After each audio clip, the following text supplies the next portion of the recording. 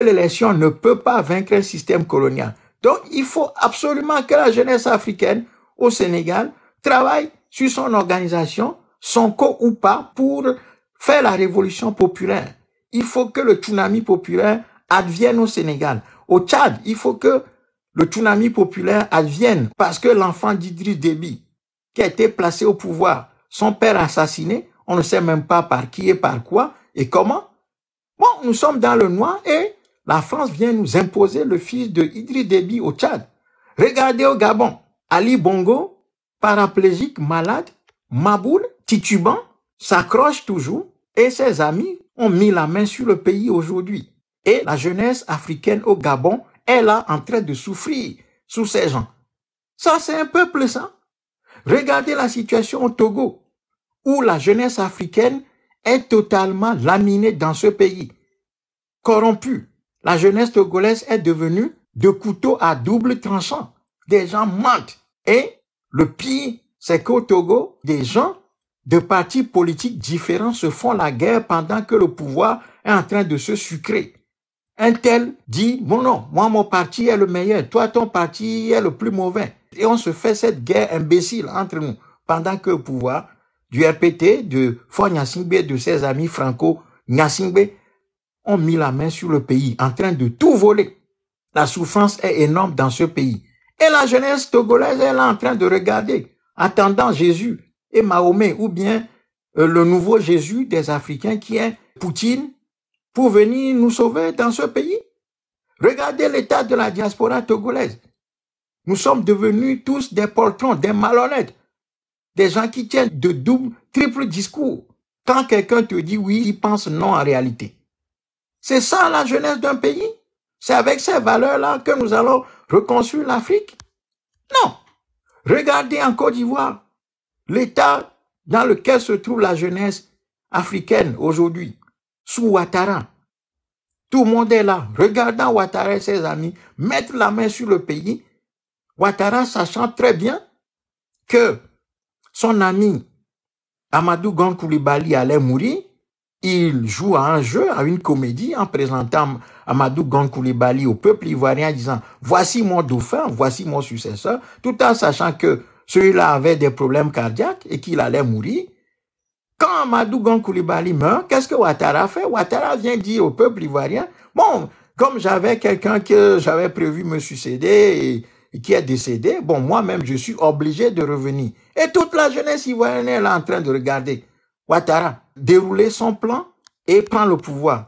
Et ceux qui le challengeaient, ceux qui étaient son ennemi, quelque part, non pas idéologique, mais son ennemi franc-maçon, et qui avait les dents très longues pour prendre le pouvoir, Ahmed Bakayoko, il le tue, et Ouattara reste au pouvoir. Et la jeunesse ivoirienne est là en train de regarder tout ça. Non, il faut absolument que la jeunesse africaine retrouve les vertus du courage, de la discipline pour s'organiser. S'organiser absolument, parce que c'est le seul instrument que nous donne l'histoire face aux dictateurs, face aux tyrannies coloniales.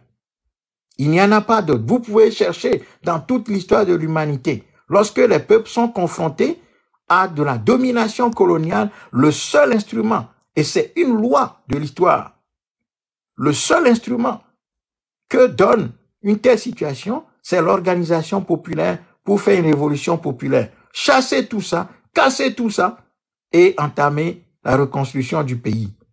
Et pour y arriver, il nous faut revenir à nous-mêmes. Il nous faut connaître notre identité. Il nous faut savoir qui nous sommes. Et il nous faut, à partir de la connaissance de nous-mêmes, savoir quelle est la profondeur et la gravité des problèmes et des défis que nous avons en face de nous. Les défis que nous avons sont colossaux. Nous allons reconstruire l'Afrique, doter l'Afrique de toutes les infrastructures qui lui manquent aujourd'hui. En 2030, le peuple noir va atteindre 2 milliards. Comment nourrir un tel peuple? Comment régler les problèmes de sanitaire, les problèmes de soins de santé?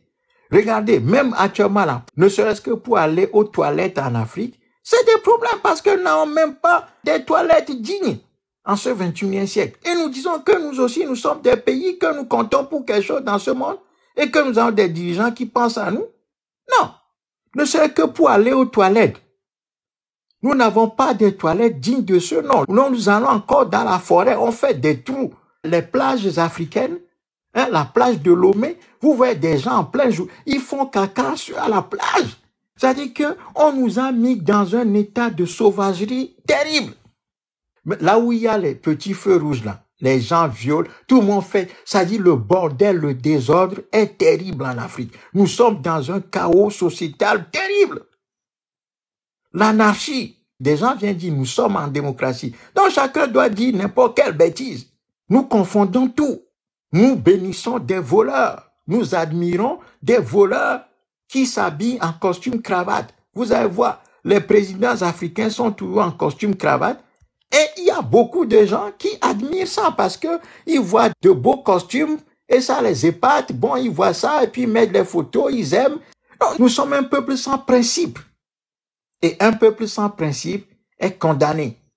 Sur les principes, on ne transige pas. Nous devons redécouvrir des principes de vie qui permettent au peuple de redevenir eux-mêmes et de se reforger. Parce que là, tout est en lambeaux, tout. Notre société est détruite. Anthropologiquement, les Noirs sont morts. Culturellement, nous sommes morts. Nous sommes des cadavres errants. Spirituellement, intellectuellement. Et quand quelqu'un parmi nous nous dit sa vérité, nous avons des yeux rouges comme de vieux buveurs de whisky martiniquais et on déteste ces gens-là. Parce que ces gens nous disent la vérité. Nous avons des yeux rouges comme les yeux de Satan et nous détestons ces gens parce que on ne nous dit pas ce que nous voulons entendre. Non, la jeunesse africaine doit savoir que les défis qu'elle a à résoudre sont immenses. Et ça passe par la gouvernance. C'est-à-dire nous débarrasser absolument des kleptocrates, des criminels, des voyous de grand chemin, des gens sans foi ni loi, aucun amour dans leur cœur pour notre peuple. Ces gens haïssent, détestent fondamentalement notre peuple parce qu'ils s'asseyent dans leur tour d'ivoire de présidence entourés d'une garde prétorienne qui les maintient au détriment de notre peuple en faveur de l'étranger. Et ces métayers coloniaux sont assis et ils nous méprisent, ils volent tout. Ils maintiennent tout le système colonial sur notre sol et encouragent le désordre. Là où il y a le désordre, c'est là que tu vois que ces gens progressent. Regardez l'évolution des bars. Vous ne pouvez plus dormir, les gens ne peuvent même, les gens ont faim, ils peuvent même pas manger. Les gens sont malades, ils peuvent même pas soigner. Partout il y a des bars et on joue la musique, on monte la musique, mais on dit qu'il y a des dirigeants dans ce pays. Où est la tranquillité publique dans tout ça? Hein? Les bars à billets, mais on joue la musique, mais juste les gens ne peuvent même pas dormir.